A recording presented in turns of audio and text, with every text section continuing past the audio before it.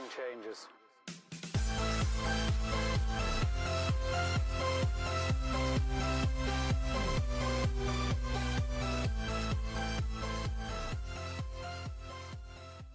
Hey, good afternoon, everybody. Welcome into the channel. Today's Tuesday, February 23rd, 2021, and I am going to get in a lot of trouble if I don't start this video by saying happy birthday to my mother, Mama Rockstar.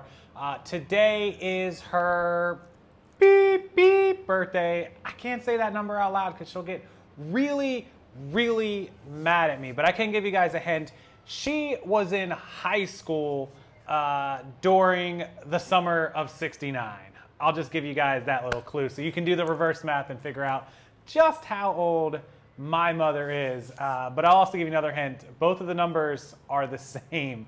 Happy birthday, Mom. We love you, and go enjoy today and the rest of this week and this weekend. All right, let's jump into the video. The top 10 things that every reseller is worried about or should be worried about or has asked me in the Facebook group or has asked somebody at some point during their reselling career. Now, maybe not all 10 of these, but some part of them, some number of them, usually multiple of them you've asked. This is what we see over and over and over and over and over again. So my hope is that the beginners will watch this video and learn from it. They'll share it with their other groups and other members. Or if you're experienced, a few of these will be refreshers in your mind. Or if you're a procrastinator, which I is one, you will finally take my advice on some of these. Okay, let's jump into number one. And I'm gonna start with the one that really should be at the end of the list, but I'm gonna start with it number one because it is important right now, today, tonight. When you view this video, it's gonna be about 7:30 p.m. Eastern. And at 9 p.m. Eastern, there is a live Amazon training webinar from our friends at the Wholesale Formula. So I'll link that below. Please go check them out at 9 p.m. Eastern for free Amazon FBA wholesale training. But the number one thing that we get asked about is Amazon and FBA. Is it worth it to sell on Amazon? Is it hard? Can you only sell new items and not used items? The entire myth, dome of myth surrounding being a seller on Amazon, that it's difficult, it takes a lot of money, a lot of experience, it's blah, blah, blah, blah, blah, blah, blah. It is not. Selling on Amazon is no more difficult than selling on eBay in some ways. And here's why. You can list items on Amazon, FBM, fulfilled by merchant, which is just a fancy way to say you the merchant, get to fulfill it, ship it out. So you take your item, you buy your item, you list it on Amazon, and you put it on your shelf until somebody buys it. And then when they buy it, you print out your label just like you would on eBay or Mercari or somewhere else, and you pack it up and you ship it out and you're done. That's it. Now, Amazon sounds complicated because they have this second option called FBA, fulfilled by Amazon. So no longer fulfilled by us, the merchant, fulfilled by Amazon. And that means you still go out and buy your items and you pack them up into a box and you ship them off to Amazon, and Amazon warehouses them and stores them, and when a customer buys them, they then pick them, they call it picking, and they pack it, and they ship it out, and they handle the customer support, any return issues. They take care of the rest, and there's fees associated with it, but there's also increased selling prices. There's storage fees, there's inbound shipping, there's all these different things, but it has a ton of advantages versus disadvantages to FBM. Now, FBM is obviously what I recommend to people to get their feet wet, to learn Amazon.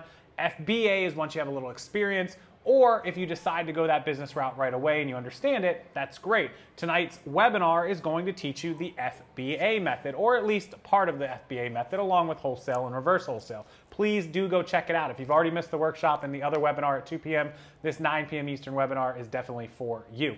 Okay, so number one myth. Is it expensive to sell on Amazon? To go along with that, well, the answer is no. You can buy items for a couple of bucks and list them on Amazon for $20, $25, $30. Absolutely possible and feasible. In fact, I sell a ton of items and I only have a couple of dollars cost in. It's just the same as eBay. You don't need thousands and thousands of dollars to get started. Obviously, the more money you put into it, the more inventory you buy, the more profits and more sales that you can make. That goes with any platform, not just Amazon. So that myth debunked.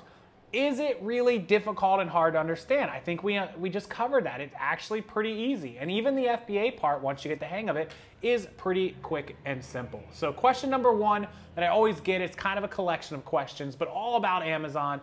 And look, I have probably somewhere around 100 videos about Amazon here on this channel that you can check out. You can search YouTube for Rockstarflipper Amazon. You'll come up with a lot of videos. It's also part of the full training program. I'll put that down below as well. You can get some samples. It's really not that hard, guys. Please consider adding Amazon to your repertoire in 2021. They're the big dog. They're the big platform. $400 billion in gross sales on Amazon. Why don't you get a piece of it, right? Just a small little piece of it. Just a little tiny piece of it. That's number one, is all about Amazon. Okay, question number two, that is definitely a newbie beginner question or a concern. And if you are still procrastinating and you have some experience, please stop. It's about using your at-home printers instead of going into the post office and buying labels. The obvious answer is buying labels through PayPal, through eBay, through the platforms is always cheaper. In fact, on platforms like Poshmark, they provide you the label and you have to print it out. So you can't even go in and buy the label. So you absolutely need your own printer. Using an ink or a laser printer like a Brother or an HP, printing it out and taping it on, it works, but it's really slow and clunky, and you're using ink and toner. Get a thermal printer. They print with heat.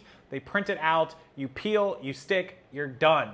As easy as that. I'll link those below. Thermal printers, absolutely a must, especially if you have any kind of experience or if you sell any number of volume, or if you plan to take this seriously, you need a serious printer. You can buy them on the used market for 75 to 100 bucks. I mean, I've seen them for 60, $80. They go on up to 150, $200, but it's well worth the investment. You'll make that money back in a few months, up to a year, depending on how much volume you do. But trust me, the time you save, you'll make up in weeks. Okay, so number two about the printer. So definitely do get yourself one of those. The most popular three are linked below. Number three is going out on multiple platforms. If you're going to sell on multiple platforms, what is the best, easiest, quickest, fastest, most efficient way to do it? Well, obviously I'm biased. One of the sponsors and affiliates of this channel is List Perfectly. It's a fantastic program. It's an amazing Google extension tool and software. It's not even really a software, it's an extension tool, but we call it a program software and we love it. We love List Perfectly. Claire and Amanda are amazing, and I'll link that below as well. Everything I'm going to talk about in this video will be linked below, so I don't have to say that anymore. But they allow you to multi-post to 12 different platforms: eBay, Etsy, Poshmark, Facebook, Kittison, Shopify, Depop, you name it, you can list to it, with the exception of Amazon because it's not really necessary, it's a little more involved. But you can post to all those platforms in literally minutes, and the tiny little fee that List Perfectly charges you, you will make up in 1 to 2 extra sales, which you will blow away, I assure you. So you just count the first or second one as like, oh, I paid for my List Perfectly, and all the rest are profit through the whole month. And I have a discount code for you below as well, so you'll save some money there as well. So definitely want to cross-list with List Perfectly, and you absolutely want to cross-list, period, because a lot of people don't even cross-list to multiple platforms. So if that's even a question, cut it out, you have to do it. Number 4, tracking your numbers. People have been blowing my group up and all of the channels up about eBay's invoices not matching up. eBay Managed Payments doesn't provide the same invoice. The 1099 doesn't match what you thought you were going to make, or doesn't match the collection of eBay invoices you saved. Look, stop relying on platforms that are sales platforms to do your accounting and bookkeeping work for you. They are not accounting companies and bookkeeping companies. They are sales platforms. The accounting and the bookkeeping, the numbers tracking, I've only said this 1,000 times, falls on you. The responsibility is you. So what does that mean? When you are buying and selling on platforms, you need a third party, whether it's a Microsoft Excel or Google spreadsheet on Google Sheets, whether it's QuickBooks or GoDaddy, or probably what I think is the best out there right now, my Reseller Genie, to track not only your numbers for total sales, gross sales, your cost of goods sold, your expenses, your fees, your shipping labels, your materials, also tracking your inventory items. If you're somebody who tracks it line by line or by SKU, absolutely the perfect place to do it. That's the advantage that my Reseller Genie has over QuickBooks, GoDaddy, or a spreadsheet. You can track your inventory items item by item, SKU by SKU, or by groups or bulk, or however you choose to do it. So definitely have to track your numbers. Stop relying on not relying on third-party platforms or programs, and relying on the platforms, excuse me, to do it for you. They don't do it. They're not bookkeeping and accounting. They'll provide you a sales report. They'll provide you an invoice, but you have to put those numbers into a program and keep track of where you are. Then you don't even got to look at the platform. You can just open your program and say, oh, there's how much I paid for shipping this year. Boom. Number 5, returns on eBay. So every platform is a little different for returns, but let's talk about eBay returns because it's one of the most heated topics that happens inside of at least my Facebook group and several of the other Facebook groups, Dominic's and other ones that I see. Should you do returns? Should you not do returns? And if you do returns, should you make the buyer pay or should you do free returns? Now, everyone's going to instantly go, no returns, or if I do returns, buyer pays. But let's hold on for 1 minute. And I've discussed this in another video. First of all, let's start with the no return. So we have a no return, returns buyer pays, returns seller pays. So we have 3 options. Now there's different lengths of time, but 3 options for returns, right? No returns over here. It's really pointless. Look, Amazon doesn't even allow the option. The box doesn't even exist. There's a reason why customers go to Amazon. And I know you're saying that helps the buyer, not the seller, but it does help the seller. And I'm gonna explain how in just a minute. We'll do the math, but just stay with me here, okay? No returns doesn't exist. If a customer wants to return an item bad enough, even if there's no problem with it, or they lied, or it's the right this, that, wrong, if they're savvy at all, which is at least 50% of the buyers, and they're getting more educated by the day, they're just gonna file an item not as described, and you're gonna get it back anyways, right? That's just period. So 50, 60% of the time, it doesn't even matter. You're gonna get it back. The other side to it is if they're not savvy and they write a message and you decline a return, now you're risking negative feedback even if you didn't do anything wrong. And there goes part of your feedback. It's just not worth it. Take the return, ship it back, and deal with it on the other end. Here's another reason why. 75% of all people that open return requests or ask for a return request never end up shipping the item back. So most of those are gone anyways. If you only get 3 or 4 returns over the month, you're probably only gonna get 1 or 2 of them back. And even if you get them all back, who cares? You're gonna resell the item as long as they're not damaged. If they've been damaged or opened or used, you can only issue a 50% refund, recoup some of the money, and then sell it again as used or whatever. So that's number 1 with no returns. If you sell no returns, half of eBay that isn't savvy doesn't know that if there's a problem, they can send it back anyway. So they think, oh my God, this guy's selling a jacket, no returns. If there's any issue, I can't send it back. They don't know how eBay works. They're not savvy. So they will not take a risk on buying it from you because they don't think they have any recourse. So they skip right on by you. That's 50% of the buying pool, I promise you. As opposed to if you say, hey, there's a problem, you can ship it back. Obviously, if I'm shopping for a jacket and I see somebody with no returns, but it's the only jacket available, I'll buy it and take the risk because I'm like, hey, look, if something shows up here and it's no good, whoop, it's going right on back. And I know how it works, but some people don't. So that's why no returns is no good.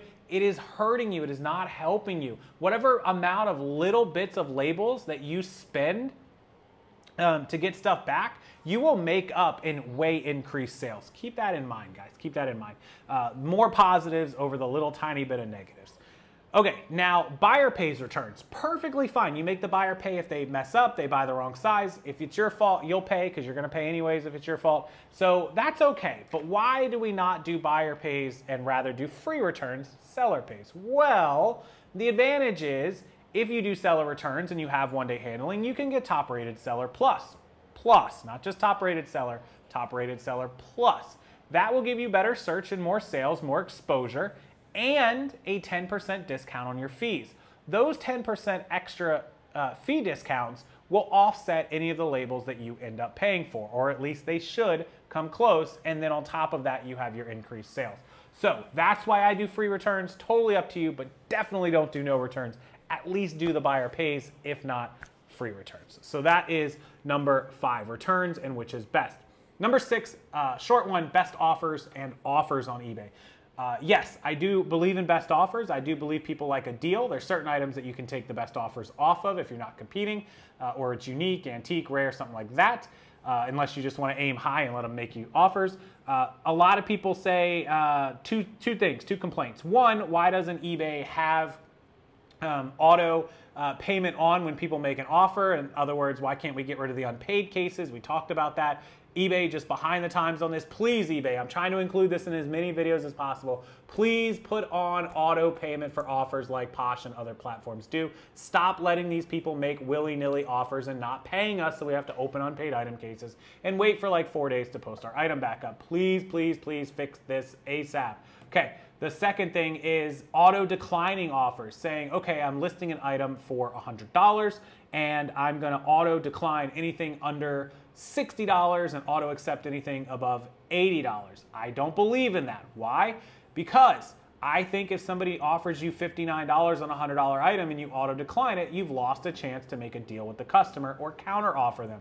Same as if somebody makes you an $80 offer that you auto accepted, and if you hadn't auto accepted it and countered them, you possibly could have had somebody else come in and make an $85 or $90 offer, but you never got that chance because it auto accepted theirs and it sold. People say, well, I don't have time for that, Casey. You don't have time? Look, how many offers are you getting every day? 5, 10, 15? It takes 2 seconds to go click, counter offer, boom. If you don't have the time to do that, you don't have the time to resell, and you don't have time to run a business. Or you're a hobby seller who it doesn't matter, and none of what I'm saying matters to you because the profits and the maximizing and all that just aren't in the top of your head. But at the end of the day, those of you that take this seriously should stop auto declining offers. Let them come in. If somebody offers you $2 on a $50 item, fine, go decline it. There's no sense in countering that, right? But if they offer you 20 on a 50, at least counter them and say, look, I had it for 50, I get it, you tried 20 bucks, I'm willing to take 40, and they might come in at 35 and you say, cool, 35 bucks, I'll take it, boom, out the door because you paid $2 for it. So stop auto declining offers, number 6. Number 7, photos, flat lay versus mannequin versus backdrop versus this versus that, white. The rule of thumb is white solid backgrounds that should comply with SEO and Google. Why? Because if it's just the item on a white background, Google can crawl it better and put it up higher in search rankings. If you got a flower pot, a necklace, and a whole bunch of stuff going on in the background, then Google is not as able to identify the item and individualize it and put it up in search. So white solid backgrounds that don't look like backgrounds. In other words, don't let us know you got it laying on a bed with a wrinkled sheet. It should be clean. It should almost look like it's floating. I'll try to put one up in the corners. It should look professional. Now, some of you hate the white. I'm not a fan of it, but I do what works. Some of you have black backgrounds. Some of you have sky backgrounds or wood backgrounds or this or that. It's whatever you want to do, but make it clean and make it professional. Also, if you want to accomplish a white background, there's an app called Photo Room. Again, I'll link it.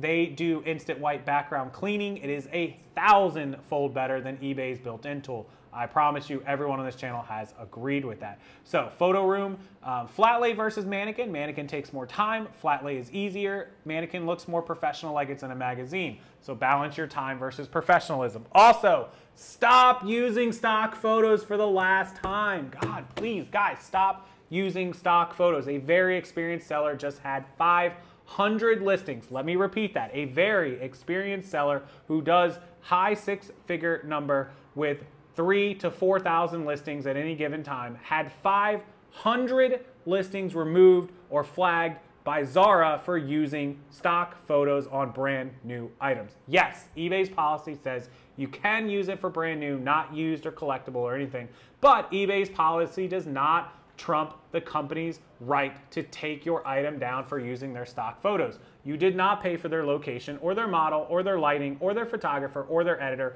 or anybody else that it cost them to produce those photos. Stop stealing their photos. Stop. Okay.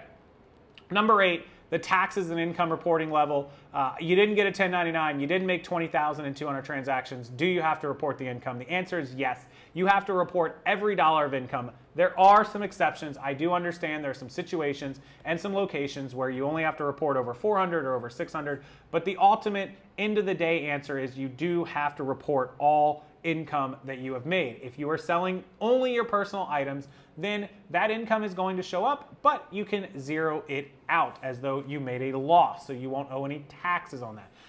If you're selling both business and personal stuff, the personal stuff would come out of the business sales. You would report all of it, and then you would deduct out the personal stuff as complete cost of goods. So in other words, if you sold it for $20, you could put that it was a cost of goods of $20, zero it out, done. Number 8, report all your taxes, guys. Number 9, why are sales so slow right now? We're in between times that people don't have their tax money yet. Remember, the IRS just started processing taxes on February 12th, which was 11 days ago. So some tax return money should be coming back soon, and we should see an uptick in sales.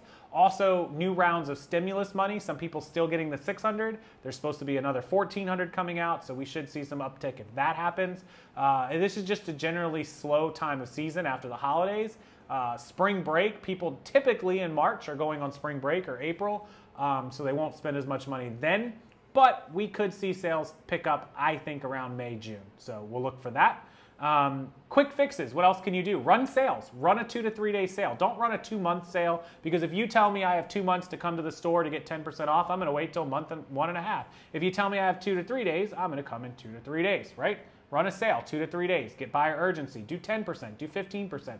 Bump your prices. Arrange what you have to do. Add a couple percent to promoted. Do 2 or 3% on promoted if you do 1. Whatever you have to do. Add best offers. Add your returns. You know, stop doing the no returns thinking you're doing something. You're not.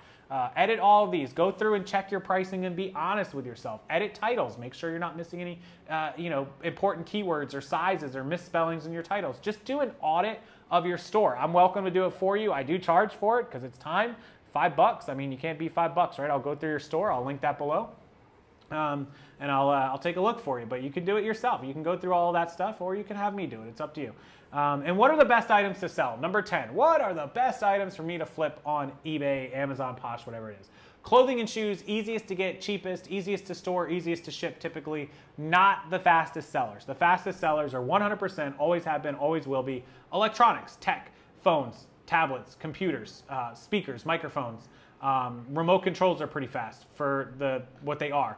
MP4s, MP3s, whatever, iPod Touches, iPod Classics sell fast as you can get out. Anything with Apple or Samsung in front of it. Sony, mini TVs, DVD, VCR combos. Anything electronics and tech are the fastest sellers, bar none, period. Also, tools and car parts are pretty quick, so if you can find any of those and learn some of those, you can do well. Clothing and shoes, obviously the designer brands, the higher end stuff, things like dresses coming up for spring, summer dresses. You can check the seasonality of eBay. There are all kinds of things that will sell well, so focus on those items. Shoes do very well right now, running shoes, track shoes, CrossFit shoes. Jewelry is doing pretty well. It did better during Valentine's Day and Christmas, but obviously jewelry, always a good seller for the most part. Makeup does pretty well, health and beauty. So look for these categories that sell well. Also, home and garden will do good around April, May when it warms up. People want to get out to their gardens. All kinds of things. Think about what time of year it is and what season it is, and sell that stuff, and also mix in electronics. Don't be scared of it. That's why Amazon is so good. You can sell so many electronics, new and used, on Amazon. So with that said, that's the 10 things I get asked the most about selling on eBay and other platforms. Hope you guys enjoyed it. I hope you appreciated it, and please come back and join us at 9 p.m. Eastern. When you see this video, it's going to be about 7:30, 9 p.m. Eastern. So in about an hour and a half or 2 hours, give or take where you are, 9 p.m. Eastern, 6 p.m. Pacific, right here, the 23rd of February. I will link it below first. It is the Wholesale Formula free Amazon training webinar, FBA wholesale and reverse wholesale. Absolutely free. They're doing a giveaway. Come over there, learn a little bit about Amazon, get out of your comfort zone, and find out what it's going to take to get you started. We'll see you over there at 9 p.m. I appreciate all of you guys. Thank you, Wholesale Formula, for being an affiliate sponsor. And make sure you give this video a thumbs up and subscribe to the channel for the next video. And I'll see you guys right back here tomorrow.